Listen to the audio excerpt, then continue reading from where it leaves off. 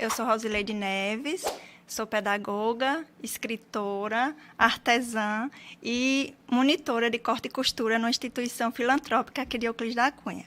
Muitas atribuições. Muitas atribuições. Mãe, Mãe, esposa. esposa, dona de casa. Me conte um pouquinho daqui, né? Você é filha de quem? Nasceu onde? Eu sou filha daqui de Euclides, da Fazenda Cajazeira, na zona rural. Sou filha de Zumira Neves e José Nunes do Nascimento. Minha mãe é uma guerreira. A gente morou na roça há muito tempo. Meu pai se separou de minha mãe. Minha mãe tinha 12 filhos e foi todos pequenininhos. Mamãe trabalhou a vida toda para sustentar a gente e a gente não tinha... A alimentação que a gente tinha era o que a gente plantava. Sim. Tudo que a gente plantava, que a gente colhia, a gente comia. O inverno bom dava. O inverno ruim, não. Mãe nunca teve salário. Mas os filhos ajudavam. A gente deitava com as galinhas, como o povo fala, e levantava com o cantar do galo, para a gente ir para a roça. Já arrancou na vida, assim, com esse exemplo de mulher que foi ou é, né? Sua mãe ainda é viva? É viva. Inclusive, ela está em casa comigo, passando uma temporada aí, está com 92 anos. Tá com suas limitações da idade, mas está bem, ainda está andando, está comendo com suas mãos, mas é uma guerreira. Minha 12 mãe filhos, mãe sozinha e trabalhando. é trabalhando para cuidar. Trabalhando sempre na agricultura familiar, Na agricultura né? familiar. E a gente não tinha energia elétrica naquele tempo, a gente não tinha água doce, a gente tomava água da cacimba, que era uma água salobra, uma água salgada, que era onde levava o gado para beber, o povo da região, os fazendeiros da região. Nós somos de família bem humilde e é complicado falar, porque o colchão que a gente dormia era cheio de capim. Ou era o capim, ou era a palha do milho, ou era a folha do pau de rato, que minha mãe enchia o colchão. A nossa casa era casa de taipa com tijolo feito pela gente mesmo, na mão, que era de barro, que era aqueles tijolos de barro. E a gente fazia a casa, a gente construía. Meus irmãos, eles sabem levantar casa. E eles construíam a casa, a chuva vinha e derrubava, porque não tinha o cimento.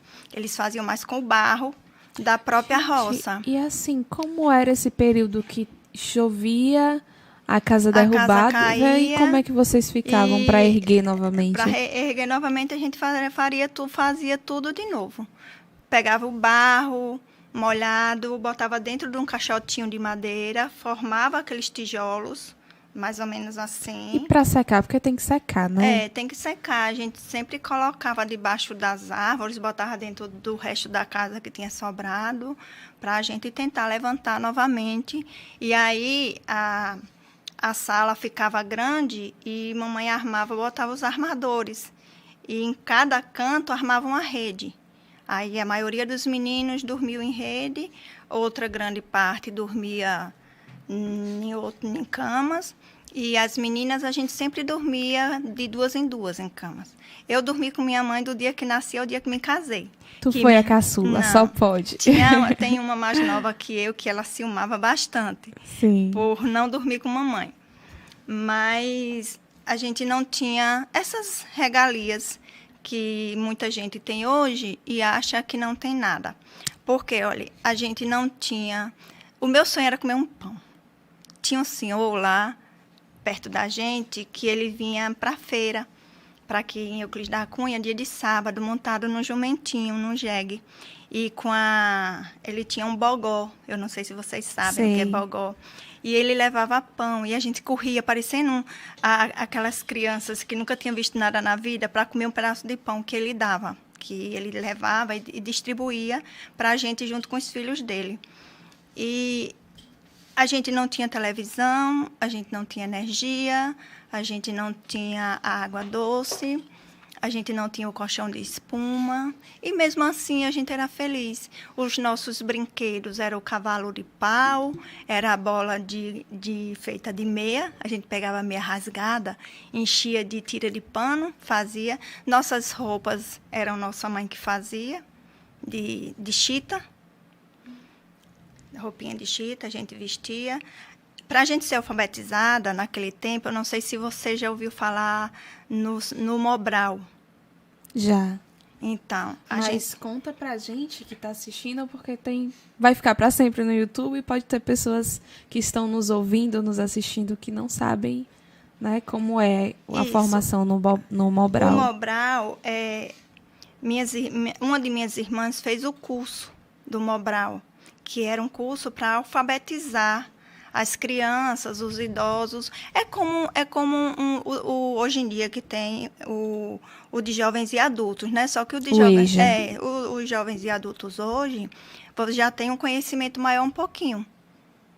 Às vezes começa do zero, às vezes não. E minha irmã fez esse curso para que pudesse ensinar, alfabetizar as irmãs, os irmãos e o povo da redondeza, as crianças que precisariam aprender. Esse Mobral é como se fosse só a alfabetização de hoje mesmo. Ensinava a ler o ABC e depois você iria estudar em outro lugar. Só que como minha mãe não tinha condições de colocar a gente para estudar em outro lugar, a gente ficou com aquilo mesmo. E como foi para você chegar? Porque hoje você é pedagoga, né? Como foi para você vivenciar, como foi sua trajetória enquanto mulher na educação? Não ficou por ali, né? Você não parou por lá mesmo. Me conte dessa sua jornada.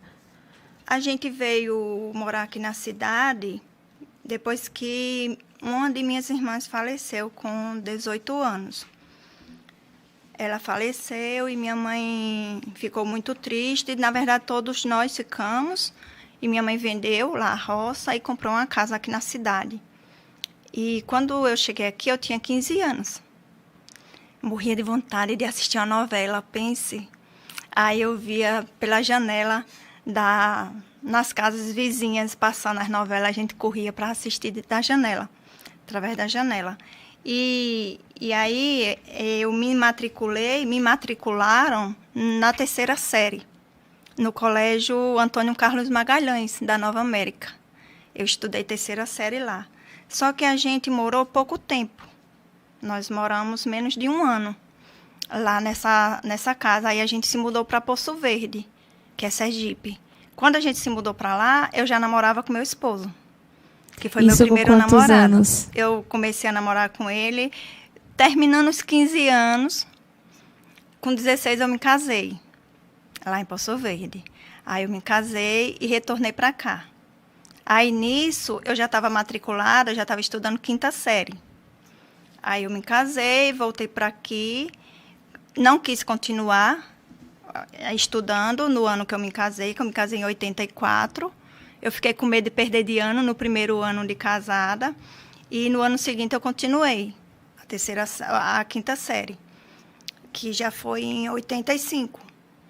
E eu estudei, quando eu perdi meu primeiro filho, logo no ano seguinte que eu me casei, em 85, eu perdi meu primeiro filho. Eu estava com 6 meses de gestação, ainda não consigo falar direito no assunto, não vou me aprofundar nisso. É doloroso, porque já eram 6 meses, Isso. Né? Depois eu perdi o segundo e fiquei fragilizada. Depois eu continuava estudando, fui estudar, continuava indo. Depois eu tive um sarampo bastante forte. E quando eu tive minha 3ª filha, que é a minha filha mais velha hoje, que é a minha primeira filha, eu levava ela para a escola comigo, para o educandário. Levava, ela sempre dizia, mãe, quando eu crescer eu quero estudar com a senhora. Eu cheguei a levar ela de colo, de bebê, menos de 1 ano, 1 aninho.